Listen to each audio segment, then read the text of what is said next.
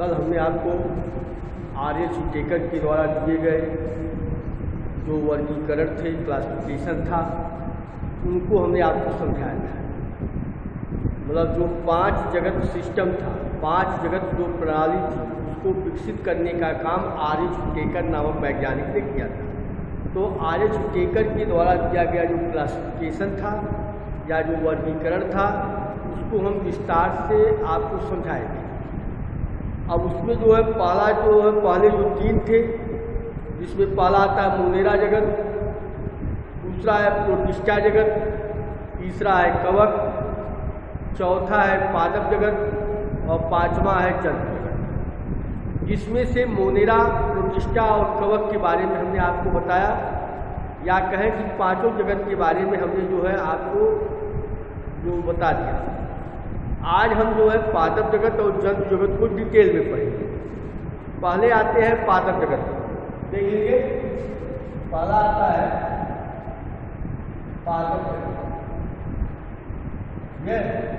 या Plantae, kingdom Plantae, kingdom Plantae. इसमें class 9 में पीडीएफ को रोक दिया गया है। पीडीएफ को रोक करके वीडियो बनाया जा रहा है, और वीडियो और पीडीएफ दोनों जब सेम हो जाएगा, जब जी उसके बाद जो है आपको एक दिन पीडीएफ एक दिन वीडियो भेजा जाएगा। तो अभी जो होता है पीडीएफ अधिक है, वीडियो कम है, तो पीडीएफ और वीडियो को बराबर करने के लिए हम जो है आपको लगातार जो होता है पर डे क्या कर रहे हैं, वीडियो भेज रहे हैं।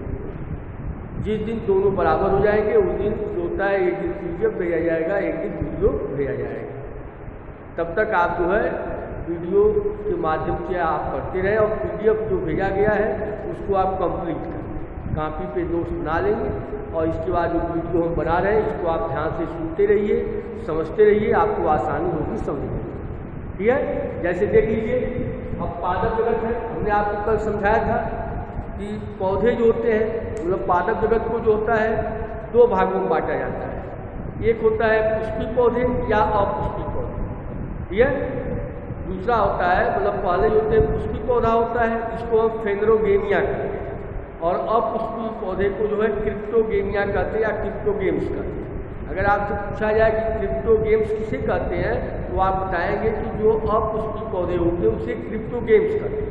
जैसे जो प्राणी होता है पादप जगत को 2 भागों में बांटते हैं, यह देखिए पादप जगत को 2 भागों में बांटते हैं। एक होता है अपुष्पी पौधा, अपुष्पी पौधा, और दूसरा जो होता है वो आता है पुष्पी पौधा, पुष्पी पौधा।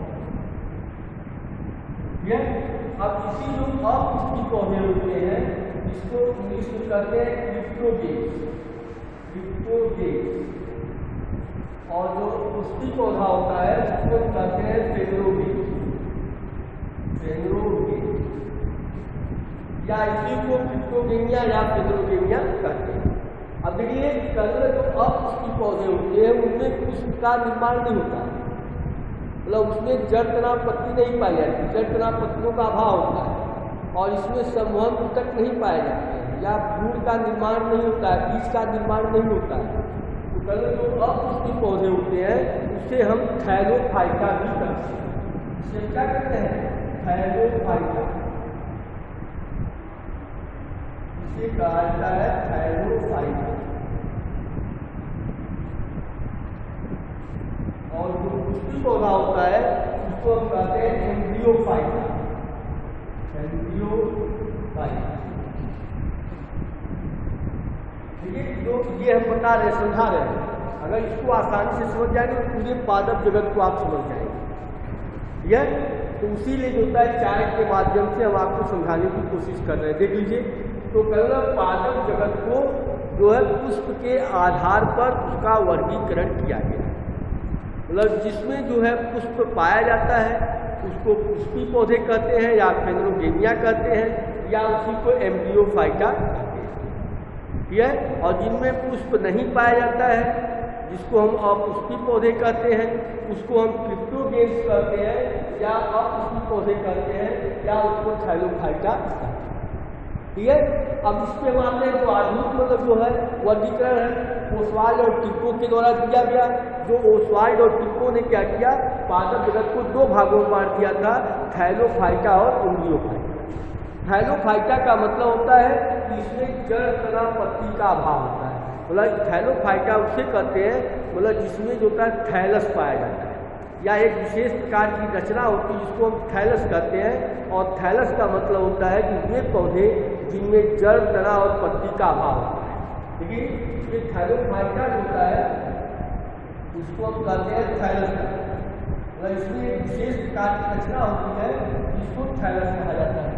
और थैलस का मतलब होता है जिसमें जड़ तना और पत्ती का क्या होता है, अभाव। तो ये पहला लक्षण हो गया किसका, थैलोफाइटा वर्ग का। तो थैलोफाइट वर्ग के अंतर्गत ये पौधे आते हैं जिनमें जड़ तना और पत्तियां क्या होती है, नहीं पाई जाती ये। और ये विशेष प्रकार की रचना होती है जिसको हम थैलस कहते हैं। अगर आपको पूछता है कोई भी थैलस किसे कहते हैं तो आप बताएंगे कि थैलस जो है विशेष प्रकार की रचना होती है जिसमें जड़ तना और पत्ती नहीं पाई जाती। या इस वर्ग के अंतर्गत आने वाले जो पौधे होते हैं उनमें जड़ तना और पत्ती का क्या होता है, अभाव। अब थैलोफाइटा होता है इसके जो पहला कैरेक्टर हो गया जड़ तना पत्ती का अभाव होता है। ये जो है दूसरा कैरेक्टर क्या हो गया इसके अंदर, दूसरा होगा इसके अंदर जो संवहन तक नहीं पाया, संवहन तक नहीं पाएगा। ठीक है, और इसमें क्या होता है, संवहन तक नहीं पाएगा। मतलब इसका मतलब क्या होता है, इसमें जो होता है जाइलम और फ्लोएम नहीं पाया। संवहन तक जो है उपस्थित होता है, नहीं पाया जाता है, इसका मतलब जाइलम और फ्लोएम नहीं पाया जाता। ठीक, और इसके बाद इसमें जो होता है पुष्प का निर्माण भी होता है। आपको शुरू में पढ़ा है ये अपुष्पी पौधे होते हैं, पुष्प का निर्माण भी होता है। जब पुष्प का निर्माण होगा तो इसके अंदर फूल का निर्माण भी नहीं होगा, इसके अंदर फूल का निर्माण नहीं होगा, फूल का निर्माण नहीं होता। क्यों नहीं होता है, क्योंकि आप कहेंगे कि इसमें पुष्प का निर्माण नहीं होता। यह और इसके अंतर्गत जो होते हैं कौन से जंतु आते हैं वह देख लेंगे। वो एग्जाम्पल होता है जिसमें आता है शैवाल है, कवक है, यह जीवाणु। शैवाल, कवक और जीवाणु किसमें आते हैं, थैलोफाइटा के अंतर्गत आते हैं। और हमने शैवाल के बारे में बताया था कल आपको कि शैवालों का जो वर्गीकरण होता है वो वर्णक के आधार पर जो है पिगमेंट के आधार पर किया गया है। जिसके अंदर हरे रंग का वर्णक होता है उसे हम क्लोरोफाइसी वर्ग में रखते हैं। जिसके अंदर नीले हरे रंग का पिगमेंट होता है, वर्णक होता है, उसको जो होता है साइनोफाइसी कहते हैं। इसी तरह लाल रंग का जिसके अंदर वर्णक होता है उसको रोडोफाइसी कहते हैं। और जिसके अंदर भूरे रंग का वर्णक होता है उसको फियोफाइसी कहते हैं।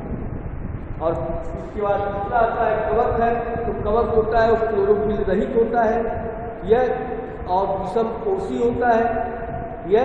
जबकि शैवाल क्या होता है, स्वकोशी होती है, और कवक होता है वह विषम कोशी होता है। ये अपना भोजन स्वयं नहीं बनाता है, भोजन के लिए दूसरे के ऊपर निर्भर रहता है। और ये होते हैं मृतोपजीवी होते हैं, परजीवी होते हैं यह। और इसमें जो मशरूम होता है उसका उपयोग खाने के काम में लाया जाता है। वह कवक होता है जो फंजाई होती है जो भोजन के रूप में, सब्जियों के रूप में या खाद्य पदार्थों के रूप में काम में लाया जाता है। तीसरा जो होता है जीवाणु होता है। देखिए आपने नाम से स्पष्ट हो रहा है कि जीवाणु क्या है, जंतु में होना चाहिए, लेकिन इनको पादप जगत में रखा गया क्योंकि इनकी जो कोशिका भित्ति होती है वह होती है क्या होती है, सेल्यूलोज की बनी होती है। तो कोशिका भित्ति सेल्यूलोज की बनी होने के कारण इस जीवाणुओं को हम होता है पादप जगत में रखते हैं, जंतु जगत में इसको नहीं रखते हैं। फिर जीवाणु की विशेषता है, जीवाणु की खोज एंटोनी मालविगेनहार्ट ने किया था यह। और जीवाणु जो होते हैं वह अलग अलग शेप और साइज होते हैं। जीवाणु होते हैं वह विभिन्न प्रकार के रोग उत्पन्न करते हैं, जैसे टीबी है, टाइफाइड है, मलेरिया है, ये सब तमाम जो बीमारियाँ होती हैं वह जो होता है जीवाणुओं के द्वारा होता है यह। जबकि मलेरिया जो रोग होता है वह प्रोटोजोन्स होता है, प्लाज्मोडियम होता है, उसकी सहायता से होता है, उसके द्वारा होता है। समझा गया, ये जो थैलोफाइटा का मेंबर था, मतलब ये अपुष्पी पौधे थे। अब ये एम्ब्रियोफाइटा का मतलब होता है इसमें जो होता है पुष्प का निर्माण होता है, फूल का निर्माण होता है, बीज का निर्माण होता है, ये तो अब एंजियोफाइटा को हम दो भागों में बांटते हैं। एंजियोफाइटा को दो भागों में बांटा जाता है, जिसको कहते हैं ब्रायोफाइटा, ब्रायोफाइटा, ठीक है। दूसरा आता है यहाँ पे, वो आता है ट्रैकियोफाइटा, ट्रैकियोफाइटा, ठीक है। ये ब्रायोफाइटा को पादप जगत का उभयचर करते हैं। आपसे तुमसे पूछा जाता है कि ब्रायोफाइट होते हैं, इसके अंदर जो है कुछ का निर्माण नहीं होता है, उनमें संबंध तक भी नहीं पाए जाते हैं, लेकिन उनके अंदर जड़ तनाव पत्ती के समान जो है रचनाएं पाई जाती हैं। मतलब जड़ तनाव पत्ती नहीं होती है, लेकिन जड़ तनाव पत्तियों की समान रचनाएं पाई जाती है, और इसके अंदर खून का विकास नहीं होता है, इंद्रियों का विकास नहीं होता है, और इसके अंदर संबंध तक क्या होते नहीं पाए जाते हैं, और ये नम छायादार स्थानों पे पाए जाते हैं। इसके अंदर रिक्सिया है, मार्केंसिया है, ये सब पौधे आते हैं। तो रिक्सिया मार्केंसिया जो का एक पौधा आता है, तो ब्रायोफाइटा वर्ग के जो सदस्य होते हैं वह नम और छायादार स्थानों में पाए जाते हैं, या हम कहें जो पुरानी इमारतें होती हैं, जो खंडहर होते हैं, वहाँ पे ये यूनियन पाए जाते हैं, ब्रायोफाइटा वर्ग के सदस्य होते हैं। और ये जल और थल दोनों स्थानों पर पाए जाते हैं, इसीलिए ब्रायोफाइटा को पादप जगत का उभयचर, यह प्लांट किंगडम का एम्फीबिया कहा जाता है। ये ब्रायोफाइट होते हैं, इनमें जड़ तनाव पत्तियों का अभाव होता है, लेकिन इनमें जो होता है कि जड़ की समान रचना होती है, जिसको राइजोइट्स करते हैं, जो जल और खनिज लवण को अवशोषित करते हैं, और इनके अंदर पुष्प का निर्माण नहीं होता है, भूमि का निर्माण नहीं होता है।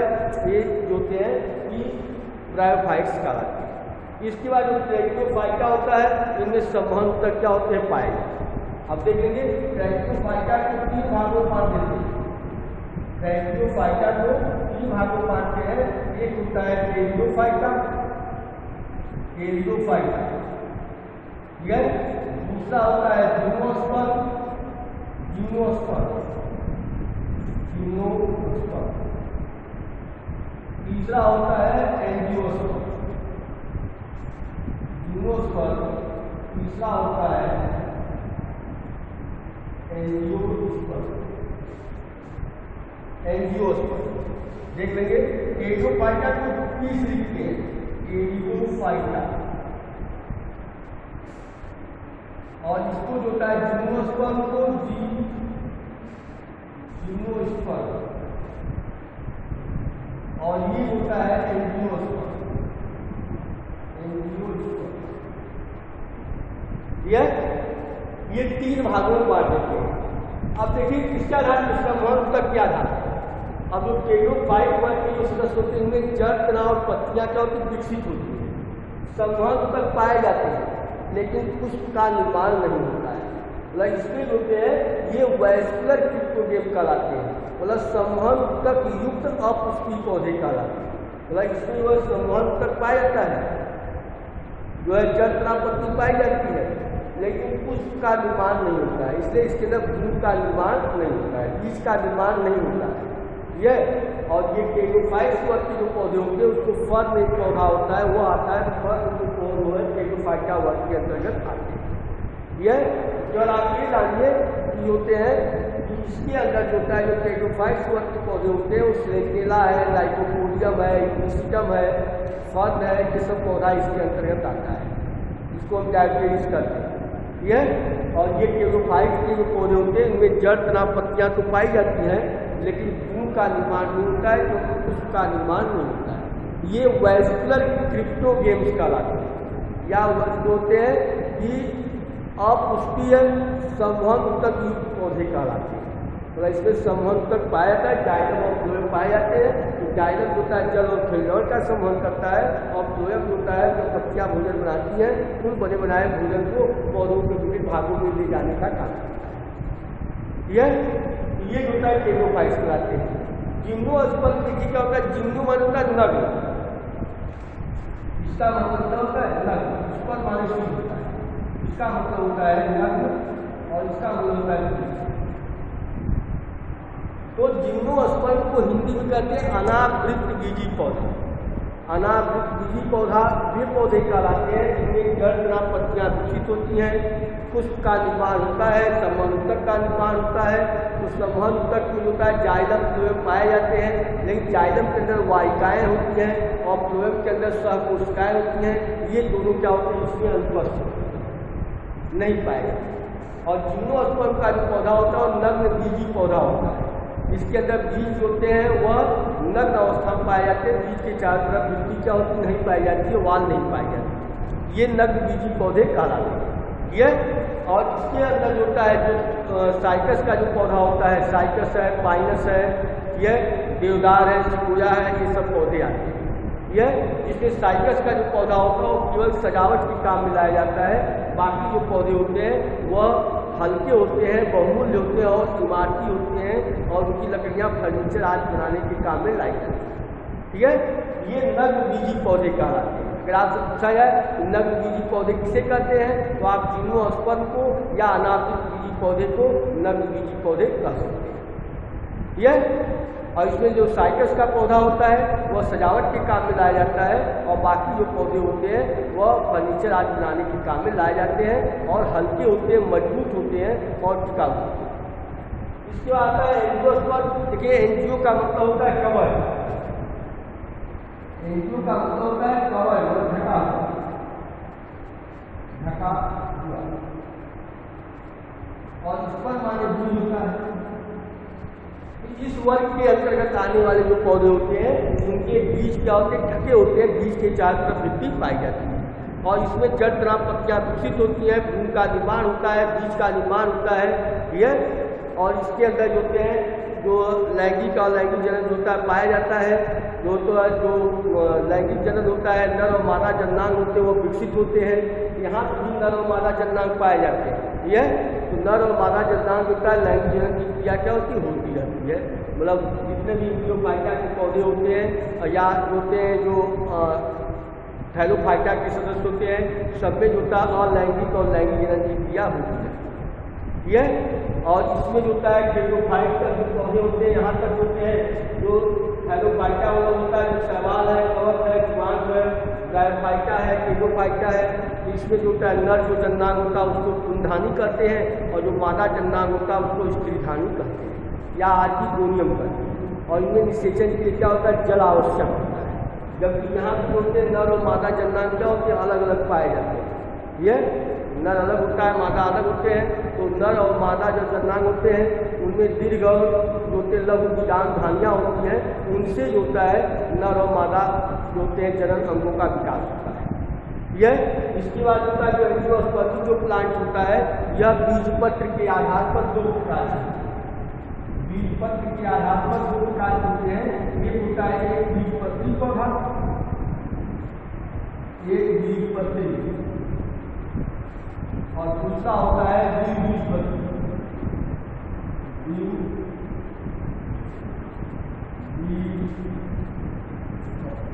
मतलब जो है बीजपत्र के आधार पर जो आवृत बीजी पौधा होता है या एंजियोस्पर्मिक जो प्लांट होते हैं वह होते हैं दो प्रकार के होते हैं, एक बीजपत्री पौधे और द्विबीजपत्री पौधे। जिनमें एक बीजपत्र पाया जाएगा उसको एक बीजपत्री पौधे कहते हैं और जिनमें दो बीजपत्र पाया जाता है उसको जो है द्विबीजपत्री पौधे कहते हैं। जैसे आप इस तरफ होता है मक्का है, गन्ना है, बांस है, केला है, घास है, ये सब एक बीजपत्री पौधे कहलाते हैं। ये और द्विबीजपत्री जो होता है पौधे होते हैं, आम है, नीम है, तुलसी है, महुआ है, ये सब पौधे जो होते हैं द्विबीजपत्री पौधे कहलाते हैं। तो केवल आप इतना ध्यान दीजिए जिनमें एक बीज पत्र पाया जाता है वह एक बीजपत्री पौधा कहलाएगा और जिसमें दो बीज पत्र पाए जाते हैं उसे द्विबीजपत्री पौधे कहते हैं। और बीज पत्र किसे कहते हैं, बीज पत्र जो होता है एक पत्ती नुमा रचना होती है जो भोजन को संचय करने के कारण मांसल हो जाती है, यह मांसल युक्त होती है। आप यही कहेंगे कि बीजपत्र जो होता है एक पत्ती के समान रचना होती है जो भोजन संचय करने के कारण मांसल हो जाती है और उसे जो होता है कार्टिलिजन्स कहते हैं या बीजपत्र कहते हैं। और उसके आधार पर आप बीज पौधों को या एंजियोस्पर्मिक जो प्लांट होता है उसको जो है अलग अलग भागों में बांटा जाता है। ठीक है, ये पादप जगत का वर्गीकरण था, यहीं तक आता है।